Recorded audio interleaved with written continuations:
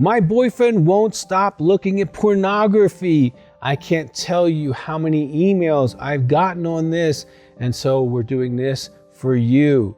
Now, if you have yet to subscribe, please do. We have lots of information. If you've been a partner of someone like this, or just good information for life. And if you have a question related to this or anything else, please put it in the box. We will get back to you as soon as possible. So stay tuned.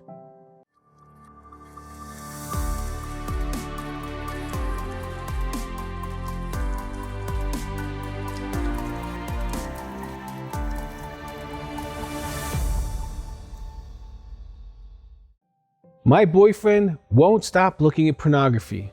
Now, I'm going to spend some time talking through this, and I'm going to assume that you're a woman and that you are wanting to be married. You want relationship, you want intimacy, you want connection. You want to be the love of his life. You want him to forsake all others, even if he's dating you. And you want to enjoy the safety of his eyes and his heart, that they're only yours. And then you get devastated finding out he's looking at all kinds of women, all kinds of shape, all kinds of colors, doing all kinds of things, and sometimes even wanting you to watch or participate with you. And you have no desire because you have not been masturbating to pornography for the last 5, 6, 10 years. Now, let's walk through this. First, let's come from his side of it. He probably has a pornography addiction or a sex addiction. Okay, that's why he can't give it up for you right away. Now, Kenny, we'll talk about that in a minute. Now, if he has been using pornography to emotionally medicate, okay, he's probably not really good about talking about his feelings, gets overwhelmed, he can get angry easy, right? He's immature because pornography robs you of spiritual immaturity, moral immaturity, how to make a good decision, and then even sexual development. It can rob you of that as well. So spiritual, emotional, and moral development out the window. So you're dealing with someone who, no matter if they're 50, 30, or 40, or they're about 14 emotionally. And the pornography's been blanky to them. It's what got them through the rough years of junior high and high school, maybe college, the rejections of other women. And the woman pornography is really their first wife. They love her. Now, it's not necessarily real, but it is real to them. Because when you have a sexual release, okay, when you have an orgasm, you get these endogenous opiates, hits the prefrontal cortex of your brain, and boom, you get this big rush. But what happens, whatever you're looking at, real or imaginary, you glue to, you hunger for, you crave. And it may be why he's having sex with you. He closes his eyes, so he's actually gluing to that, why he's using your body. That feels really bad, and you feel it. You feel like empty or icky, right? And you don't want that necessarily in your life. And if that is what you don't want, we'll have to talk about that. But this is why he's done this thousands of times, 2, 3, 5, 6, 10 times a week for years and years and years. He's married to pornography. He's not married to you. There is another woman in his life, and she's imaginary. She changes color, shape, size, does whatever he wants, never argues, never has a legitimate need, never cries, never has a feeling. So that's why he can't deal with yours. He can't deal with your feelings. He can't deal, because this is not the relationship he's used to. He's used to the little genie in the bottle that takes care of him and puts him to bed at night and takes care of his emotional needs. And when he's feeling overwhelmed with life, he can go get his little bottle and go away and come back and feel better. He's used to being served sexually. He's not even used to serving sexually, all right? So you have to ask yourself some serious questions here. Number one, you're dating. You're not married. You don't have to stay in this. Now, what you can do is you can get him some information. We have a book called The Final Freedom. You could have him watch the 6 Types of Sex Addicts on YouTube or any of the videos we have on sexual addiction. And if he responds to that, gets in a group, gets a counselor, gets started, there's hope that he could really grow up and change and become a man that you want. Now, if he keeps the porn in his life, he's never going to be a man with strong moral character, a spiritual character, or emotional maturity. And he will be raising your kids as a 14-year-old. He will not be raising your children as a man. Now, just because a man gets older doesn't make him a man. All right, so he will stay an adolescent. And you need to decide, is that what you want for your body and for your kids? And the likelihood of him cheating on you are really high as the addiction progresses into his 20s and 30s. So you have to make that decision whether you want to risk your life and your future and your one life and your one body and your children to this process. Now, if he's willing to get help, he can go to sexaddict.com. There's lots of stuff. You've experienced trauma, you can go to partnerbetrayaltrauma.org. There's help for you. You can get into our Facebook groups for that. Now, this is really important because you do love him, but he loves it. And if you love someone who loves it, whatever it is, you are not the love of his life. You have to accept that. You can be angry about it. You can be pissed about it. And maybe you're emotionally dependent. You need him to tell you you're okay. Maybe you're insecure. Maybe your dad never told you you're enough. And so you're used to being neglected. But this is a decision you have to make, and you can't blame anyone. He's being honest with you. This is what he wants in his life.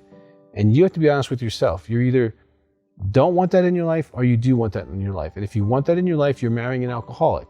So if he gets in car accidents and hurts people and can't hold a job and cheats on you, then you need to know you're signing up for that maturity level, because he will be looking at moral decisions like, should I cheat? Like a 14-year-old girl or a guy would in, like, say, junior high or high school, go, well, my girlfriend doesn't know, so it'll be okay, right? And when it happens, you're gonna be really mad at yourself. And if you have 1 or 2 kids into this process, and depending on what you're doing economically or educationally, you can become dependent. So I would suggest to you that you might wanna think about what you're doing. You might even take a break and give him an opportunity to say, if you want to be with me, I'm not going to be the other woman. I'm not going to be the one who takes care of your house while you go out and have your girlfriend in fantasy world. I'm not going to be left alone in bed while you masturbate. Okay, either all of your body is mine or none of your body is mine, and figure that out. You can have boundaries. Now, if you don't know how to do boundaries, get a counselor, call 719-278-3708. Or just go into the partner Facebook group, or go to one of our partner phone groups and listen to women who've lived with sex addicts for 10, 20, 30 years, and listen to their pain and decide if that's really what you want to do with your life. If you were my daughter, I would say you give him a chance. If he doesn't take the chance, run. Not walk, run. Cut off emails, cut off phone numbers, stop it, knock it off, because this is going to hurt you more in the future than missing him for a few weeks. You'll get over it. But if you do choose to stay in a relationship, you need to understand you've accepted pornography as his other woman. And when she bites you, that's what snakes do. They bite, okay? Pornography bites. It will show up in future behaviors that you will not like in your life. So now's the time to have this conversation. He doesn't have to be in a relationship with you and be addicted to porn. You can give that to somebody else to mature and grow up. Now, some guys really want to be free and they want to change, and they just don't have the information. If he's that guy, there's hope. He can get group, he can get accountable, he can get counseling, he can find out how he got this way. We have the Final Freedom, there's 101 exercises, lots of stuff for him to do that he can actually heal. And really, this will not show up in your life. I've been clean for over 35 years, tested by a polygraph. And you can ask him to take a polygraph. Listen, if you're gonna stop, just don't tell me you're gonna stop. Have an accountability partner, get in a group, find out how you got this way, and have a porn blocker on your phone, a porn blocker on your devices, and I might want a polygraph before I get engaged. And if you're lying to me, fine. And you decide, if he relapses with pornography, do you want to know? Do you want him to tell you, or do you want him to keep it a secret?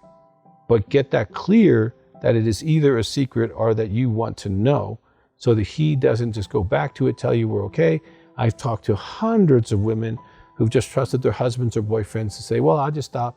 And 5 years later, they find out there wasn't a week where he stopped. So don't believe someone who's addicted. You might need to get some proof. But this is your life, your one life, and your one family, and your one children. You have to make that decision as an adult. And you can't blame him if he's honest about what he wants in his life, and pornography is that, which means you will always be the second woman in his life.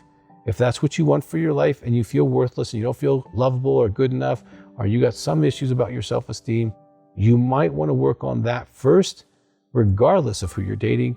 Now, I hope this has been helpful. I know it's not been a fun conversation, but your life's on the line. Okay, if he was a cocaine addict, a drug addict, I'd tell you the same thing. Pornography has a future, and that future is pain.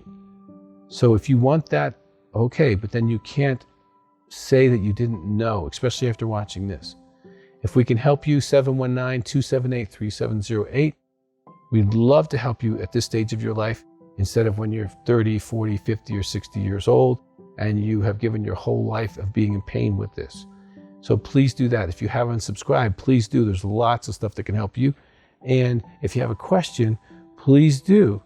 But I can't tell you to stay or leave, but I can tell you this: if he doesn't want to change, staying is pain.